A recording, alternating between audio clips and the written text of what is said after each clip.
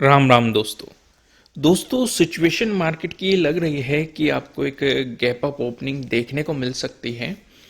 लेकिन किस चौराहे पे मार्केट खड़ा हुआ है, हमारी क्या अप्रोच होनी चाहिए, क्या सेटअप होना चाहिए, क्या स्ट्रेटजी होनी चाहिए, सारी चीज़ों को हम डिटेल में डिस्कशन करेंगे, जिससे कि हमें मार्केट के बारे में प्रॉपर क्लियरिटी मिल सके कि हमें नेक्स्ट डे करना क्या है और किस तरीके से हमें सोच को अपनी रखना है।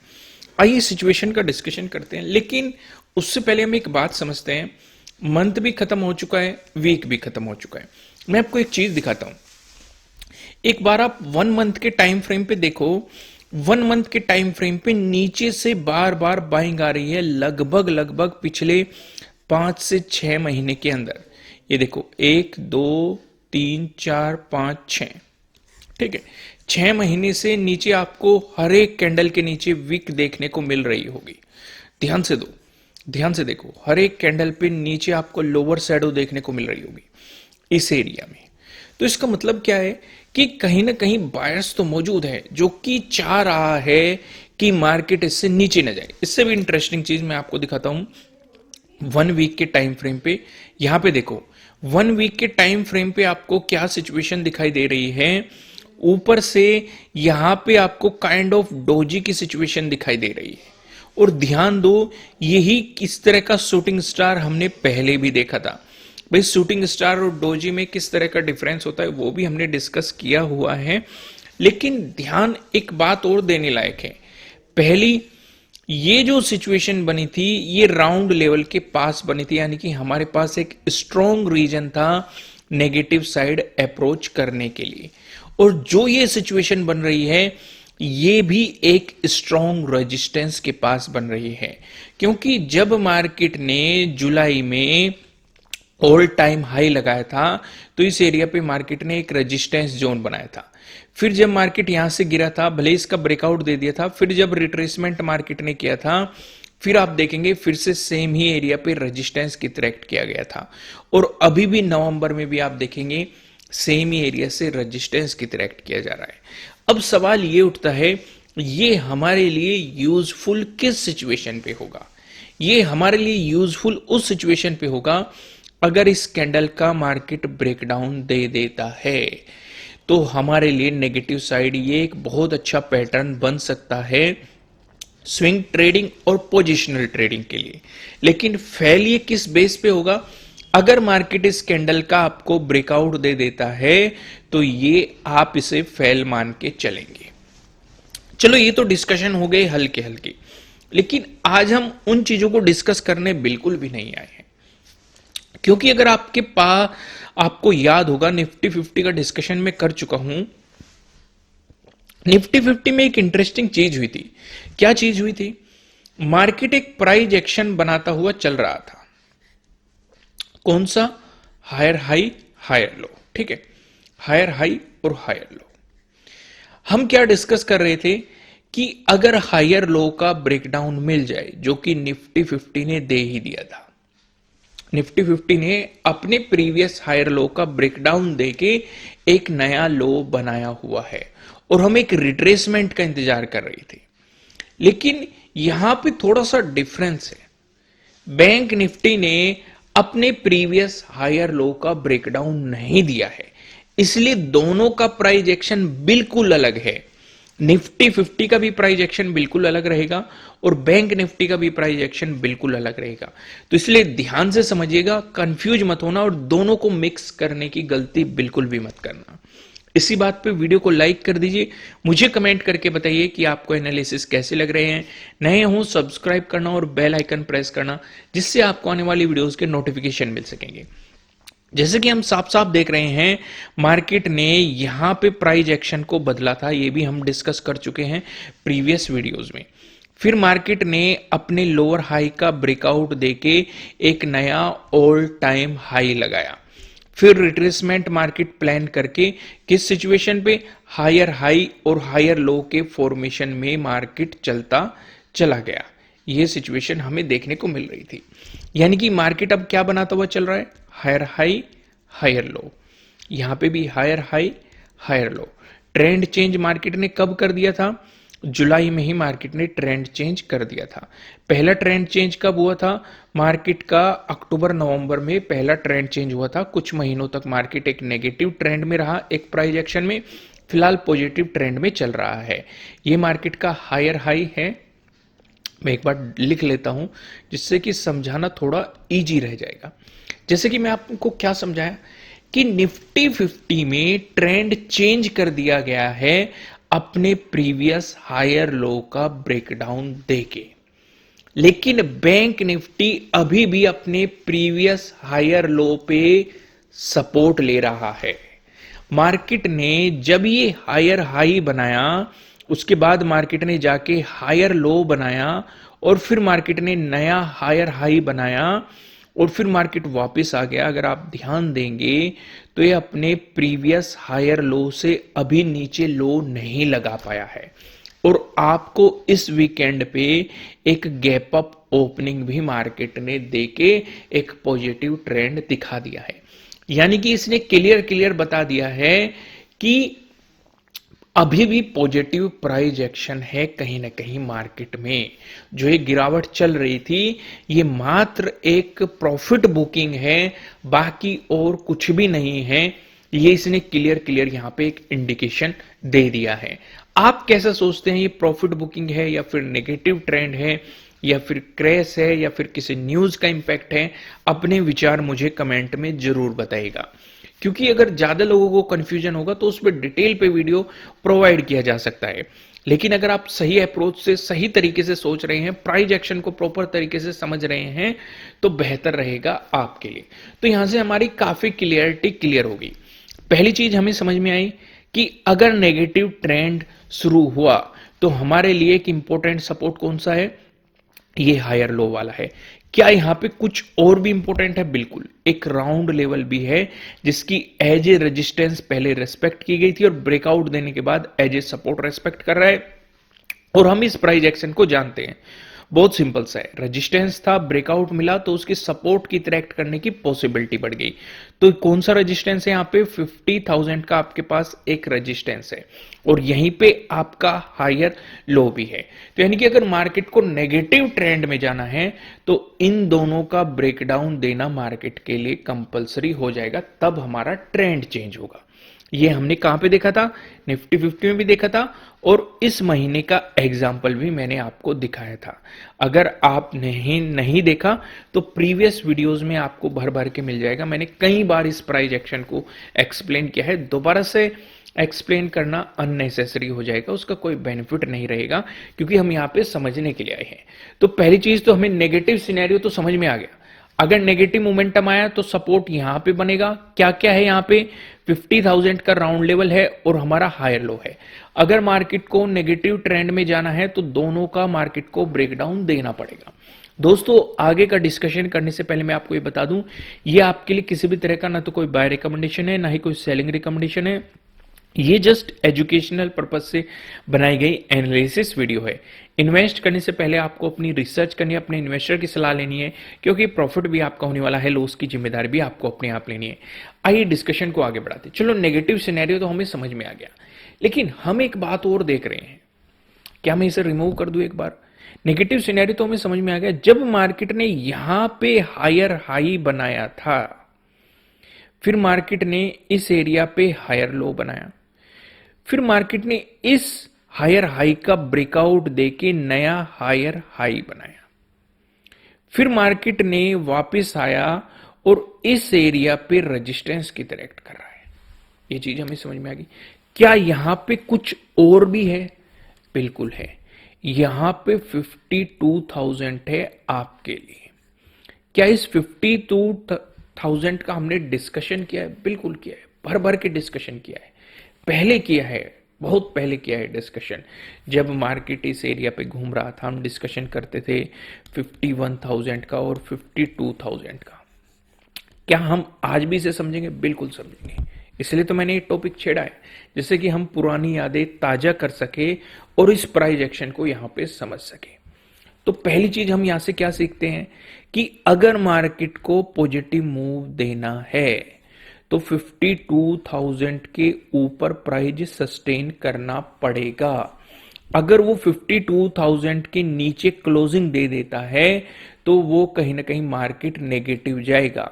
क्या पूरी तरीके से नेगेटिव जाएगा? नहीं, पूरी तरीके से नेगेटिव जाएगा जब मार्केट अपने प्रीवियस हायर लो का ब्रेकडाउन दे देगा प्लस 50,000 का ब्रेकडाउन दे देगा। देखो, कड़ियों को जोड़ो, जितना जोड़ोगे उतना ही ज्यादा प्राइस एक्शन आपका क्लियर होगा और चीजें निखर के आएगी और आपको क्लियरिटी मिलेगी।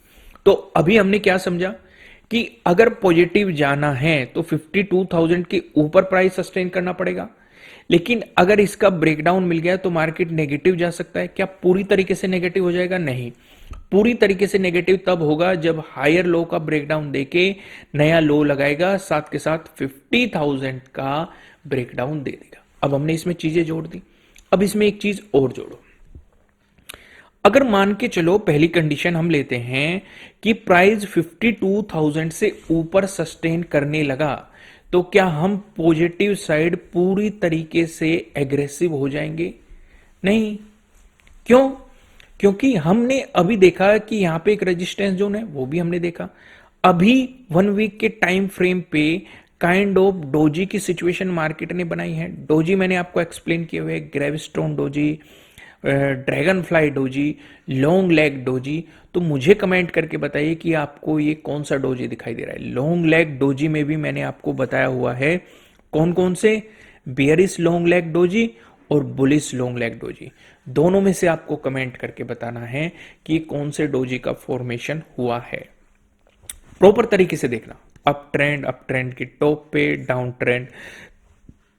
ट्रेंड के बॉटम में किस तरीके से एक्टिव होता है। फ्री में वीडियोस मिल जाएगी आपको यूट्यूब चैनल पे, मैंने बनाई हुई है, चैनल पे ही मिल जाएगी, मेरे चैनल पे ही आपको मिल जाएगी, जहां पे मैंने इन चीजों को डिटेल में एक्सप्लेन किया हुआ है। तो हम वापस टॉपिक पे आते हैं कि अगर 52,000 के ऊपर प्राइस सस्टेन करेगा तो पॉजिटिव सिनेरियो बन सकता है, लेकिन किस सिचुएशन में? जो ये डोजी बनी है इसके हाई का ब्रेकआउट मिले। क्योंकि अगर इसके हाई का ब्रेकआउट मिल गया तो जो ये कहीं ना कहीं नेगेटिव प्राइस एक्शन मार्केट बनाने की कोशिश कर रहा है ये फेल हो जाएगा, तो हम पॉजिटिव सिनेरियो के बारे में सोच पाएंगे और साथ के साथ मार्केट एक इंपॉर्टेंट रेजिस्टेंस जोन को भी निकाल देगा जो मार्केट ने ये हायर लो बनाया हुआ है। फिर मार्केट के लिए अगला important resistance all time high ही बन जाएगा। यहां तक क्लियरिटी मिल गई, समझ में आ गई एक एक चीज। देखो, ये बहुत ही इंटरेस्टिंग और बहुत ही इंपॉर्टेंट चीज थी। अगर समझ में ना आई हो तो एक बार फिर देख लेना, नहीं तो बस मैं क्या कहूं, क्या हो जाएगा। एक बात और मैं आपको बता दूं, इस वीकेंड पे 75% का ऑफर मैं आपके लिए वापस लेके आया था। तो नीचे डिस्क्रिप्शन में लिंक है एप्लीकेशन का, कमेंट में मैं पिन कर दूंगा एप्लीकेशन का लिंक। अगर आप मेरे सेटअप और स्ट्रेटजीज सीखना चाहते हैं तो आप इस ऑफर का फायदा उठा सकते हैं और अपनी लर्निंग को और भी ज्यादा स्ट्रॉन्ग कर सकते हैं। आपको दो चीजें मिलेगी, एक है बेस्ट इंट्राडे स्ट्रेटजीज जिसमें आपको प्रीवियस डे हाई ब्रेकआउट या प्रीवियस डे लो ब्रेकडाउन या फिर ट्रेडिंग डे हाई ब्रेकआउट या trading day low breakdown, fake breakdown, previous day high breakout with first candle या previous day low breakdown with first candle, gap up opening या gap down opening, fake breakout, fake breakdown, ऐसे बहुत सारी चीजें मैंने discuss की हुई है। इस पे भी 75% ऑफ चल रहा है। फिर अगर आप मोमेंटम को पकड़ना चाहते हैं, स्कैल्पिंग करना चाहते हैं, तो एक बेस्ट स्कैल्पिंग स्ट्रेटजीज है, इस पे भी 75% ऑफ चल रहा है। तो इस वीकेंड पे छुट्टियां भी है, इस ऑफर का फायदा उठाइए और अपनी लर्निंग को स्ट्रॉन्ग कीजिए, इससे आपको काफी ज्यादा बेनिफिट मिल पाएगा। आइए डिस्कशन को आगे बढ़ाते हैं और चीजें और अच्छे तरीके से डिस्कस करते हैं। टाइम फ्रेम हम चेंज करते हैं। देखो, ये प्राइस एक्शन पे मैंने बहुत ज्यादा टाइम दिया है। क्यों टाइम दिया है? ताकि आप इसे समझ पाए और निफ्टी 50 को रिलेट कर पाए कि यहां पे दोनों में क्या डिफरेंस है। इसलिए इस डिफरेंस को समझना सबसे ज्यादा जरूरी है। चलो मैं आपको एक बार निफ्टी 50 का चार्ट भी दिखा देता हूं, जिससे आपको थोड़ी सी क्लियरिटी मिल जाए कि मैं आपको समझाना क्या चाह रहा हूं। आइए यहां पे देखते हैं, निफ्टी 50 का हम चार्ट लगाते हैं और यहां पे प्राइस एक्शन को समझने की कोशिश करते हैं। मैं लगाता हूं 1 वीक का। 1 वीक का मैंने यहां पे चार्ट लगा लिया। इन सारी चीजों को हटा लेते हैं एक बार। ये देखो, यहां पे हमारा प्रीवियस हायर लो कहां बन रहा था? यहां पे बन रहा था और ये देखो मार्केट ने इसका ब्रेकडाउन दे दिया तो एक नया लो लगा दिया। यही मैं आपको समझाने की कोशिश कर रहा था। बैंक निफ्टी में प्रीवियस हायर लो पे सपोर्ट लिया जा रहा है, यहां पे ये ब्रेकडाउन दे चुका है, और अगर ब्रेकडाउन देके रिट्रेसमेंट प्लान करता है, मैंने आपके साथ डिस्कस किया था कि अगला इंपॉर्टेंट रेजिस्टेंस 25,000 हो सकता है।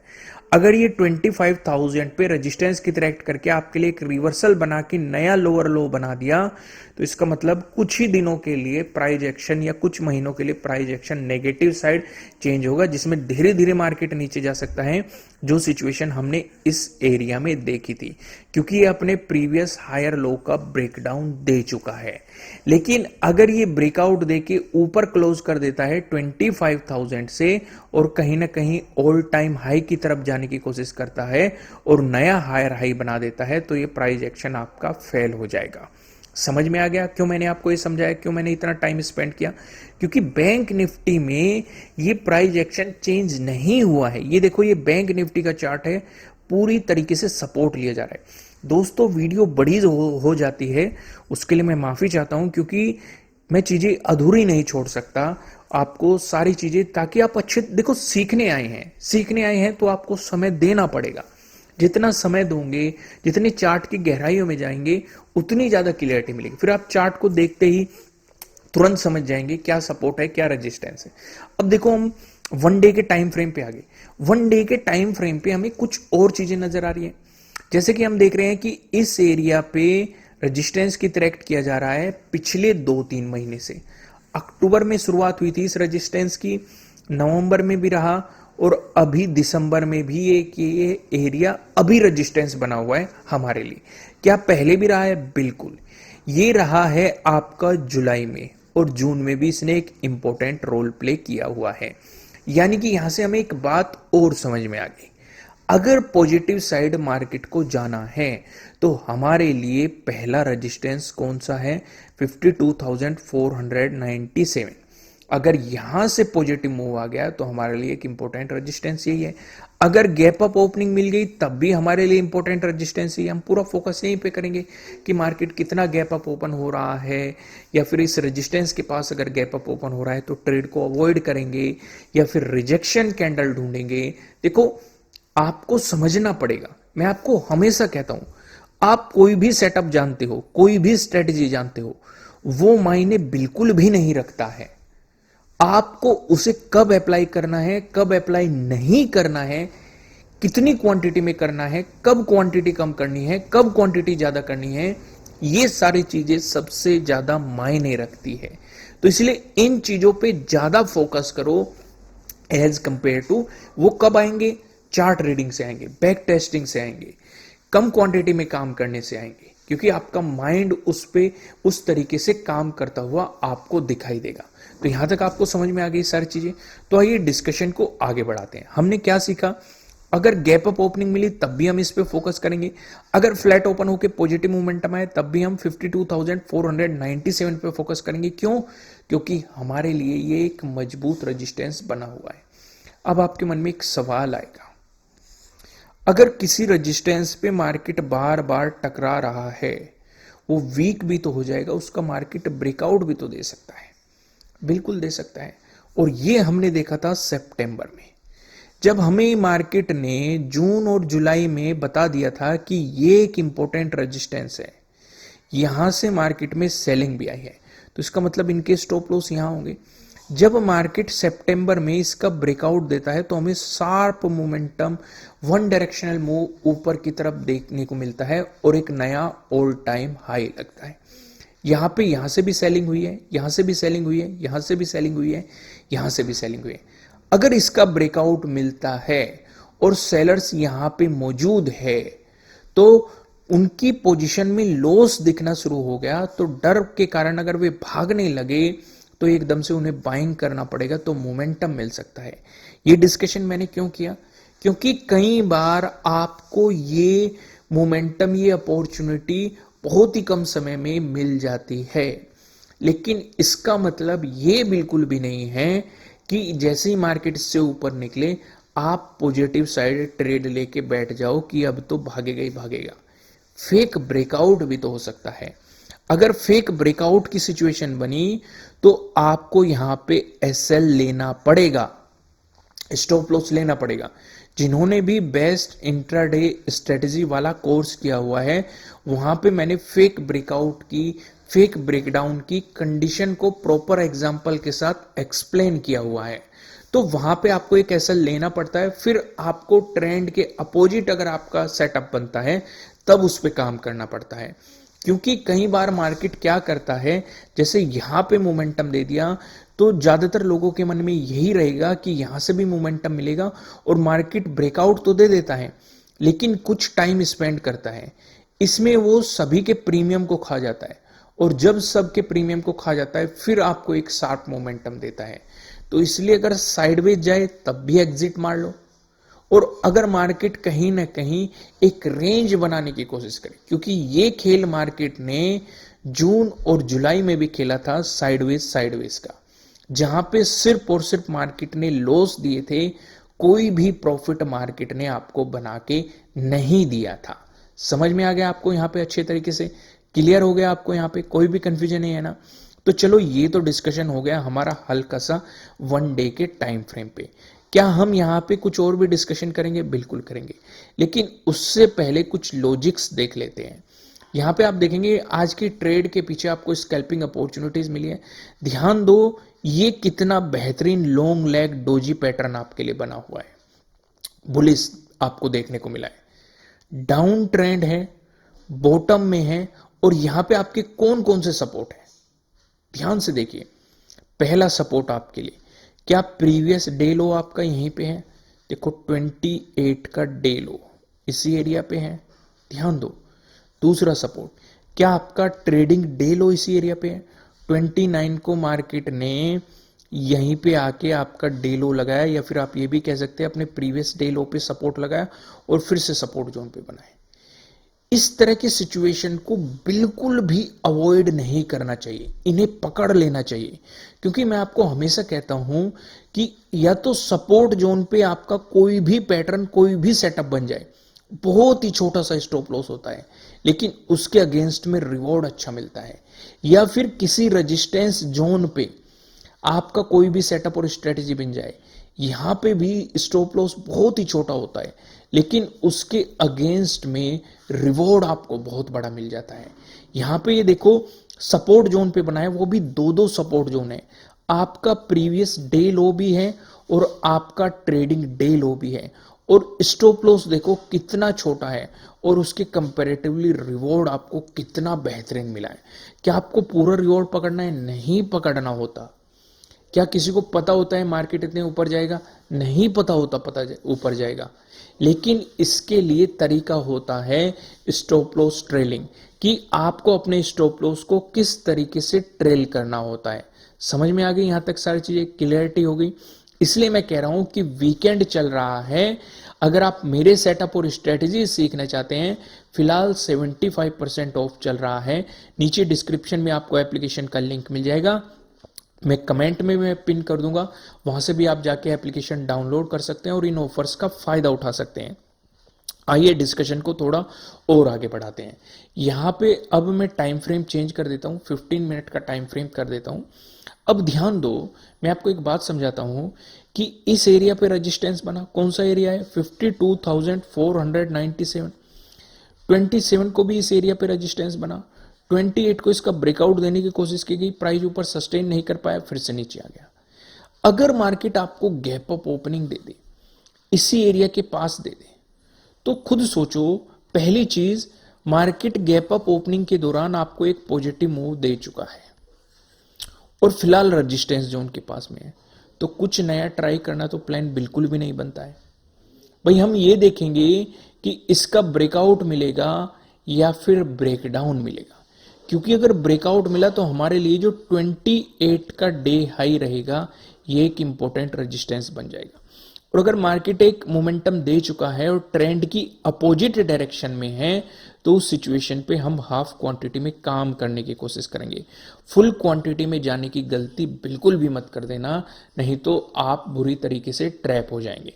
समझ में आ गई आपको? या फिर मार्केट यहां पे आपको कुछ रिजेक्शन कैंडल बना के दे दे, तो उसमें भी देखो भले ही स्टॉप लॉस हिट हो जाए, लेकिन बहुत छोटा सा स्टॉप लॉस होगा, चांसेस रहेंगे कि उसके कंपैरेटिवली अगर रिवॉर्ड मिला आपको तो वो बेहतर रिवॉर्ड मिल सकता है। लेकिन अगर फ्लैट ओपन होकर पॉजिटिव मोमेंटम बनाया, तब आपके लिए यही एरिया एक इंपॉर्टेंट रेजिस्टेंस के रूप में आपको एक्ट करते हुए दिखाई देगा। अब थोड़ी सी बात और समझो, मार्केट ने किया क्या है। इस एरिया को देखो, ध्यान दो, क्या 25 को यहां पे सपोर्ट लिया गया? बिल्कुल लिया गया है। क्या 26 को भी यहां पे सपोर्ट लिया गया है? बिल्कुल लिया गया है। क्या 27 को भी यहां पे सपोर्ट लिया गया? बिल्कुल लिया गया है। क्या 28 को यहां पे सपोर्ट लिया गया? बिल्कुल लिया गया। 28 को ही इसका ब्रेकडाउन दिया गया। हमारा एक सिंपल सा प्राइस एक्शन है, अगर सपोर्ट जोन है ब्रेकडाउन मिलता है तो उसकी रेजिस्टेंस की तरह एक्ट करने की पॉसिबिलिटी बढ़ जाती है। यहां पे मार्केट ब्रेकडाउन देता है, क्या 28 को ही ये रेजिस्टेंस की तरह एक्ट कर रहा है? बिल्कुल कर रहा है। क्या 29 को भी इसने रेजिस्टेंस की तरह एक्ट किया है? बिल्कुल किया है। लेकिन एक पॉइंट और है। कौन सा पॉइंट है? ये 52,000 का राउंड लेवल है, जो कि पहले सपोर्ट की तरह एक्ट कर रहा था, अब रेजिस्टेंस की तरह एक्ट कर रहा है। अब यहां पे मार्केट ने ट्विस्ट क्या कर दिया कि अगर इसका ब्रेकडाउन दे रहा था तो पहली पॉसिबिलिटी या पहला थॉट हमारे मन में क्या आ सकता था कि मार्केट गैप फिलिंग के लिए जा सकता है, क्योंकि निफ्टी 50 में गैप को फिल कर दिया गया है, बैंक निफ्टी में गैप को फिल नहीं किया गया है। यही तो थॉट आ सकता था। लेकिन ध्यान दो, फिर से मार्केट ने इतना बड़ा मोमेंटम नहीं दिया। कहीं ना कहीं जो 25 का डे लो बना है उसी पे ही मार्केट सपोर्ट लेने की कोशिश कर रहा है। तो हमारे लिए जो नजदीकी सपोर्ट रहेगा वो प्रीवियस डे लो रहेगा, अगर नेगेटिव मूव आया तो। इतना बड़ा मूव नहीं मिलेगा। बड़े मूव की पॉसिबिलिटी कब बन सकती है? अगर मार्केट प्रीवियस डे लो का ब्रेकडाउन दे दे। उस सिचुएशन पे हम ये प्लान कर सकते हैं कि कहीं ना कहीं मार्केट इस गैप को फिल करने की ट्राई कर सकता है। तो उस सिचुएशन पे हमारे लिए इंपॉर्टेंट सपोर्ट 51,273 बनने की पॉसिबिलिटी हो सकती है। तो दोस्तों, मैं आपको लास्ट में फिर से याद दिलाना चाहता हूं, अगर आप मेरे सेटअप और स्ट्रेटजी सीखना चाहते हैं, फिलहाल 75% ऑफ चल रहा है। नीचे डिस्क्रिप्शन में लिंक है, मैं कमेंट में पिन कर दूंगा। एप्लीकेशन डाउनलोड कीजिए और इन ऑफर का फायदा उठाइए, अपनी छुट्टियों का भी फायदा उठाइए, अपनी लर्निंग में इन्वेस्ट कीजिए और एक बेहतर लर्निंग कीजिए। तो फिलहाल वीडियो को लाइक कीजिए, नए हो सब्सक्राइब करना और बेल आइकन प्रेस करना, जिससे आपको आने वाले वीडियोस के नोटिफिकेशन मिल सकेंगे। और फिलहाल कमेंट करके मुझे बताइए कि आपको एनालिसिस कैसे लग रहे हैं, आपके लिए हेल्पफुल है कि नहीं है। फिलहाल इस वीडियो में इतना ही, फिर मिलते हैं किसी नेक्स्ट वीडियो में। तब तक के लिए राम राम।